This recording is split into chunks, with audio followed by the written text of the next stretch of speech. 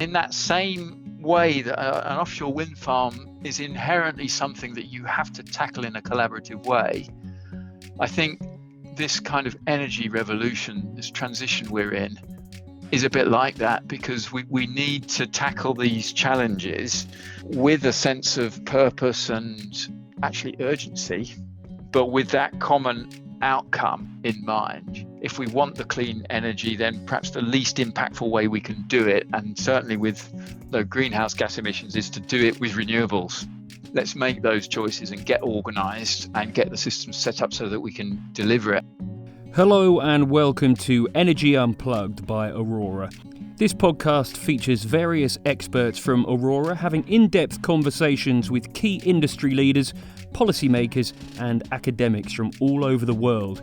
It explores the hottest topics across the energy market and gives a unique perspective on major energy issues.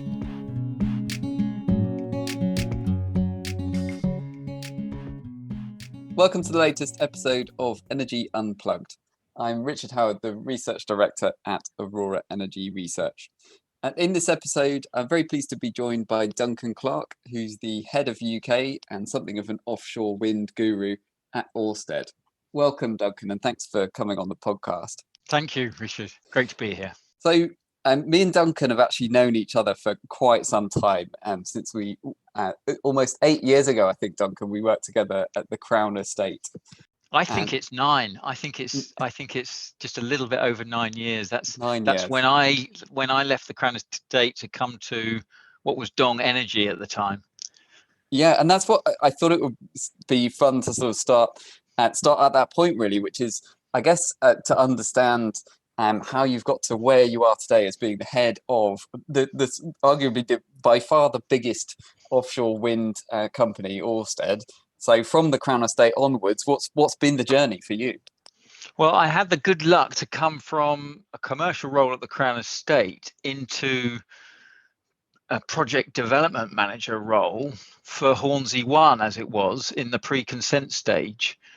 And I did that for a year or so in Dong Energy, and then moved in to be a project director for Westermost Rough, which was just getting to an FID at the time. And I then took that project through its construction and into operations. And that was the start of a real role as a program director in execution, taking on Hornsea 1 through execution, and also Hornsea 2 until recently. So yeah. Hornsea 1 came to a conclusion and completed, and that really opened up the opportunity for me to take on this role, which has been equally fun. These are massive projects that you're talking about, Hornsea and Westermost Rough. What's the total size of those in megawatts or billions of pounds, just to give people a sense of scale? Yeah, well, Westermost Rough was about €1 billion of capital expenditure.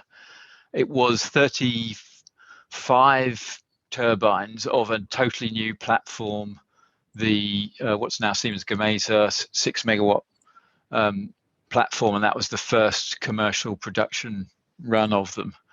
And Hornsea 1 is a real scale play and is 1.2 gigawatts, 174 turbines of 7 megawatts each, and further from shore than we've ever done before.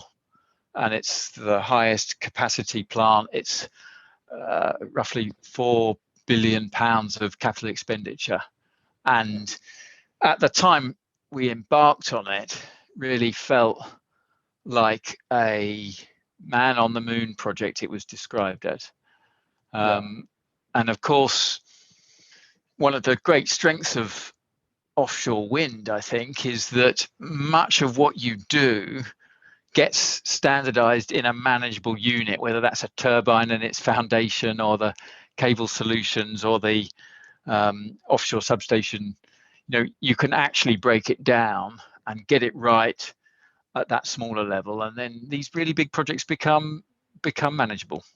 Yeah, I was going to ask a bit about that. So in a way, Ørsted has become such a specialist in this area, and that some of these projects that you've worked on were, in a way, the pioneer projects, where this moved from being And I guess if we think about early offshore wind as being a process of sticking what were designed as onshore wind turbines onto a platform in the sea, these are now machines that are bespoke for the offshore wind setting, and it seemed to me an awful lot more thought went into how to deploy at scale and get the cost down. But what to you are kind of the real ingredients in that story behind Ørsted's success in really pushing that through and scaling up? Yeah, what you say is exactly right. And I think we learned a lot as an industry, and this is up and down those supply chains and with the sponsoring companies, the developers, and also with the funding parties. We learned a lot by doing it on smaller scale projects, round one style projects, round two styles projects as well, gradually growing it. And that enabled the core product, the turbine, to iterate, and it's grown massively. So the very first projects in the UK were maybe a 2 megawatt turbine, and we're now planning projects. I think the most recent ones from allocation round 3 are at 13 megawatts per turbine. It's transformed it. You don't do that without trying it out, learning by doing, and feeding the lessons back into the supply chain, into design, into manufacturing, into installation. It's often overlooked a bit, actually, the installation, because one of the changes that we saw at Westermost Rough was this stepwise getting the tools right for offshore installation. Whether if you're handling a blade that's 75 meters long in a naturally windy environment, you'd better really think about how you do it. So a proper automated setup with the right grippers and handling equipment, that becomes an important part of your success. So you can imagine, maturing offshore wind to scale up and get the cost of energy down is much more than just a desktop design exercise for size. It's about bringing all the multiple different types of company, types of professional expertise that is involved in actually delivering the whole wind farm, and getting them all to challenge and say, okay, how could we do this better? How can we install a blade in slightly wider range of wind conditions? How can we handle a blade that's getting bigger and bigger as the design evolves and still handle it safely? And tackling those questions takes engineering skill. It takes collaboration across companies, across supply chains, and it takes a bit of time. And that's the journey that I see has happened in offshore wind across all elements of that chain. So many tiers of supply, all the different companies involved in installation, and the developers and funders as well. Yeah, and I mean, all of the things you're saying, so true. And it seems to me that this is part and parcel of just getting it done, moving to those big turbines and actually physically being able to install them, but has also been a big part of the cost reduction story that we've seen in offshore wind. I guess if we cast our minds again back to where we worked together, Duncan, back at the Crown Estate 8 or 9 years ago, we worked together on that offshore wind cost reduction study that at the time was saying, can we get the cost down to this magical number of £100 a megawatt hour?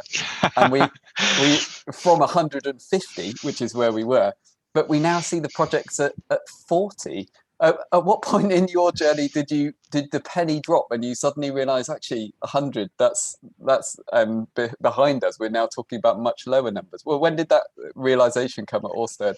Not 9 years ago, I can say. And I think even at I think in my mind, actually, the Hornsea 1 to Hornsea 2 step was the absolutely pivotal one. So Hornsea 1, we were still moonshotting, really, doing something so much bigger, so many more turbines, so much further from shore, a really challenging transmission link to build. And in that mode, you're still pioneering. But when we came to do Hornsea 2 and to get that to FID, that's a project that's currently in offshore construction as we speak. But the cost of Hornsea 2, it's very much a sister project. It's adjacent offshore, so it's a similarly long transmission. It's similarly working to construct and operate in a far from shore environment. It's roughly 10% bigger, but the cost was, and as reflected in the CFD strike price, was just over a third of the strike price. So for me, that's the moment. It was the moment where we could actually say, not only can we see this on paper as an exercise in cost reduction, but we've justified the finance, reached an investment decision, and we and our supply chains will get good business delivering this project, and it's almost a third of the cost per unit energy. I think that was the moment for me. And of course, you have the benefit, because it's a sister project, of being able to say, well, we've learned many of the lessons which might prove to be painful. That helps. But actually, what we've also seen is in other countries and in other projects in the UK, those costs have been repeated. Yes. So we saw some really competitive bids in the Netherlands for Borssele 1 and 2, actually, which has just been completed offshore. The construction has just been completed. But again, that was a breakthrough auction, slightly different from the UK, because those are bid without the developer building the transmission link as well. So slightly different, but again, it was very competitive in terms of price per unit energy, and that really showed that it's real. Yeah. One other aspect I'm interested in is the sort of transition.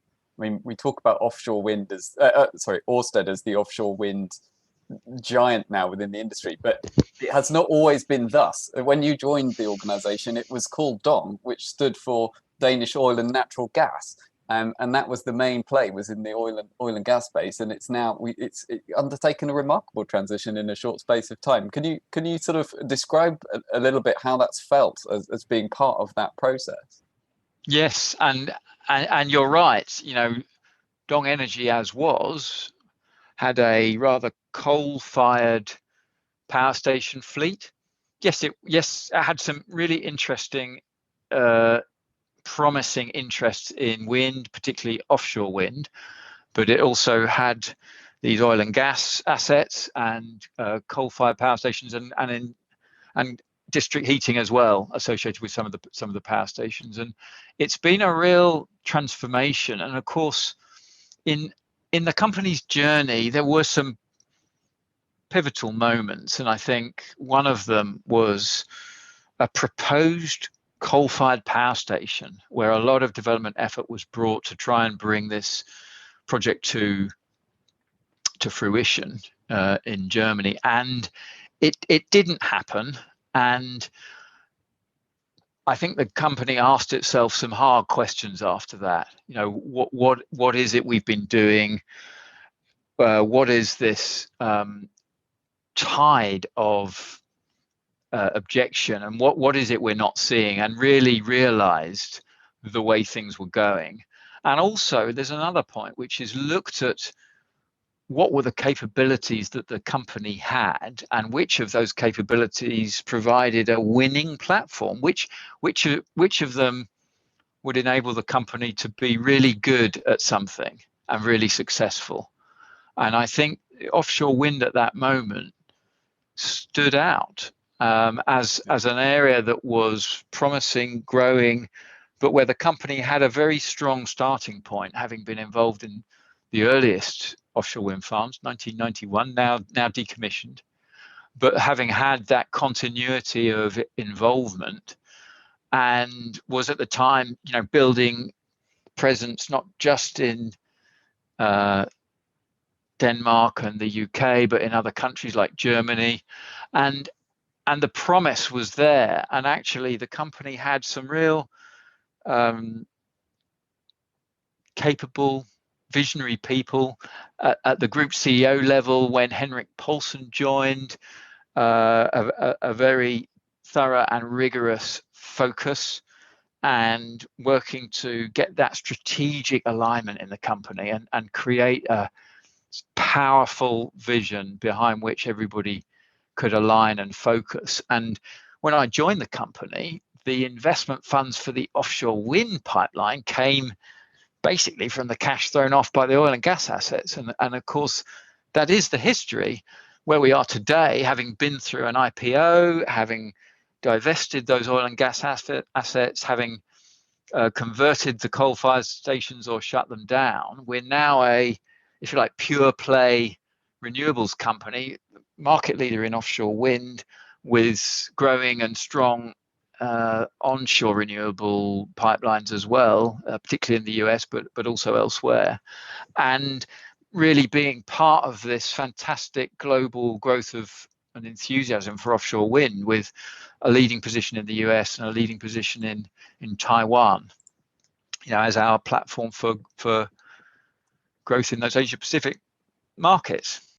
Yeah, I suppose, and in a similar way, I wonder whether there's lessons here for the likes of companies like BP and Shell that have come from this heritage of oil and gas and still have the oil and gas assets, but have aspirations to be reducing their emissions and getting into clean electricity. In the case of Shell, aiming to be the largest electricity company in the world by the 2030s. So are there parts of this that they can learn from that? I suppose a related point, I find it fascinating that Ørsted's market capitalization is now roughly the same as BP's. I think recently it tipped over to be slightly higher than BP's. Yes. It sort of seems to be indicative of where the two companies have got to. But are there lessons that BP and Shell can take from this? There definitely are. And I think that strategic focus is really important. It has knock-on effects for everything, and the acceptance by all your stakeholders, whether that's shareholders, communities in which you work, all of those have to come along, because you change your profile as you evolve the company and what it does. I think there's also a real need to understand the risk and return profile of what you're getting into. One of Dong Energy's early winning strategies was to make rather large framework agreement commitments to some of our suppliers, and that enabled them to have that line of sight to the sales volume. It meant that Dong Energy was taking on the volume risk and the project development risk, but those supply partners could play their part in investing for the next generation and taking the products forward. So there's a kind of an appetite to take that kind of course, that was just the example back then, and it will be different in the future. But I think that the general example is the need to see what is missing and be prepared to take on some brave, is that the right word? I think it might be some commitments that take you down that path. And the risk return profile of a major investment in an offshore wind park is a bit different from exploring and producing for oil and gas. But there are models that work, and you have to find your way through that. I think in terms of motivating our people, we've got a lot of our people who are genuinely inspired by the vision of making a world that runs entirely on green energy. They feel that purpose. It's a motivation. There's a real enthusiasm for it. It helps in all of that common vision really helps the people who are part of the company, and also the people who are our collaborators in delivering projects.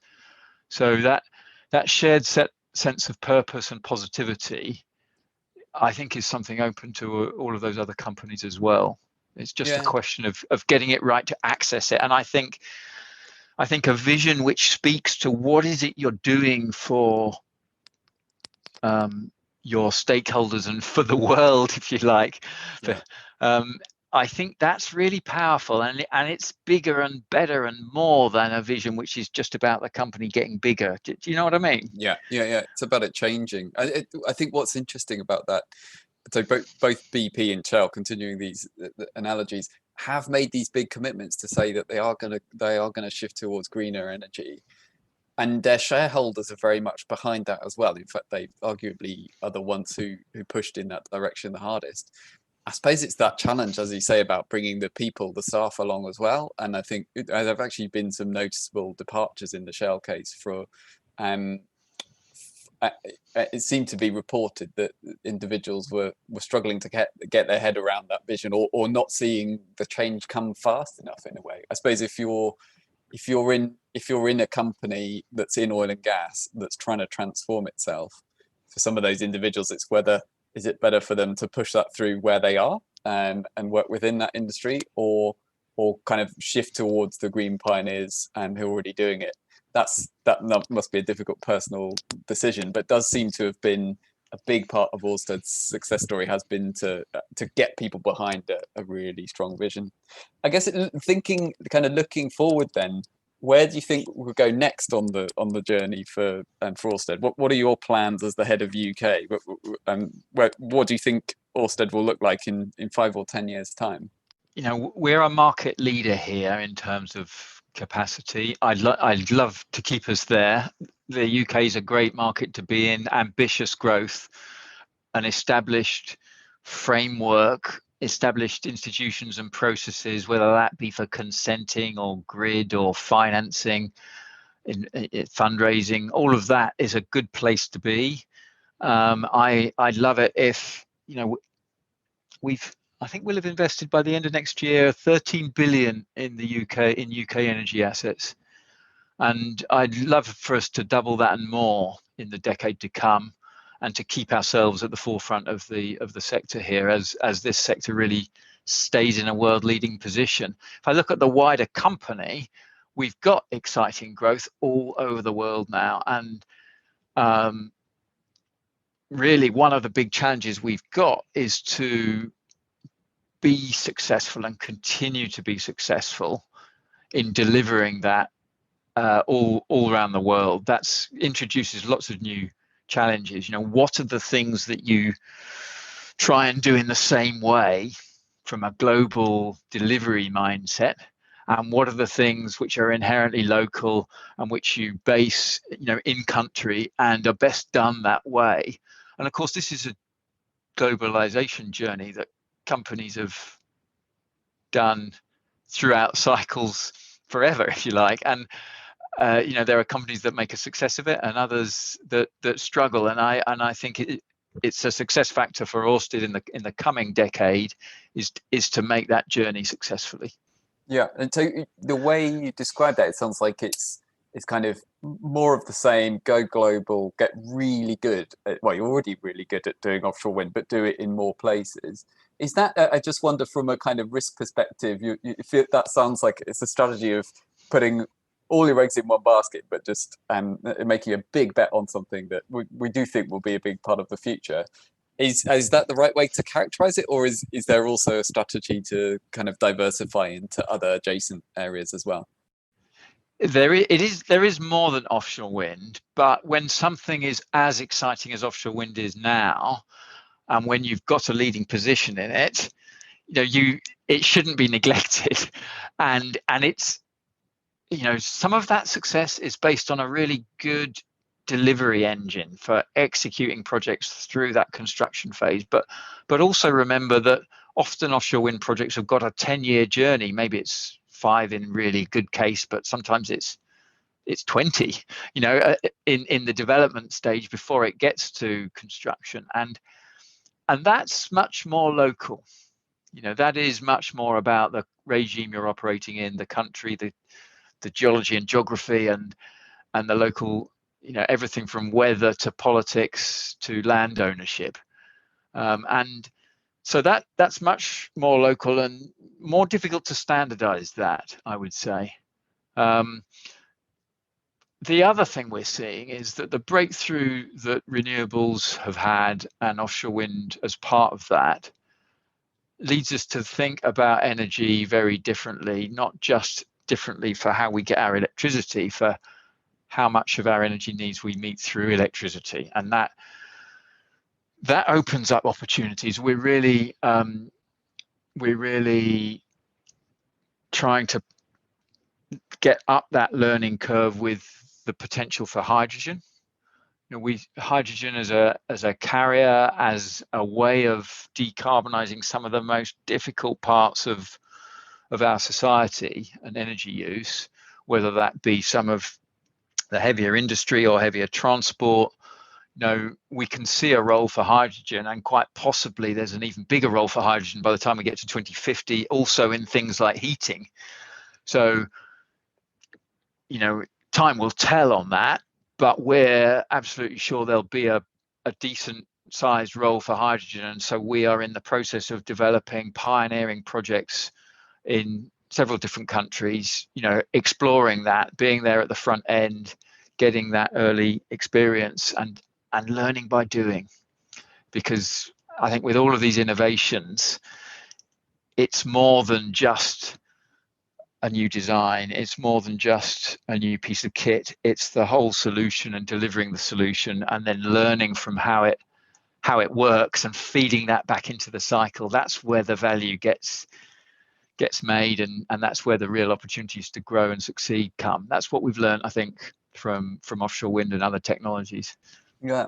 No, I'm glad you brought us on to the topic of hydrogen. It's something I was going to ask you about. I suppose, given your presence in offshore wind, I wonder, do you perceive hydrogen as something that complements that, and it sort of provides an offtake for the power in a way through the electrolyzers to produce hydrogen, potentially it gives you different revenue streams, might improve the economics of your offshore wind plant? Is it that way, or do you see hydrogen as an investment opportunity kind of in its own right? It's both.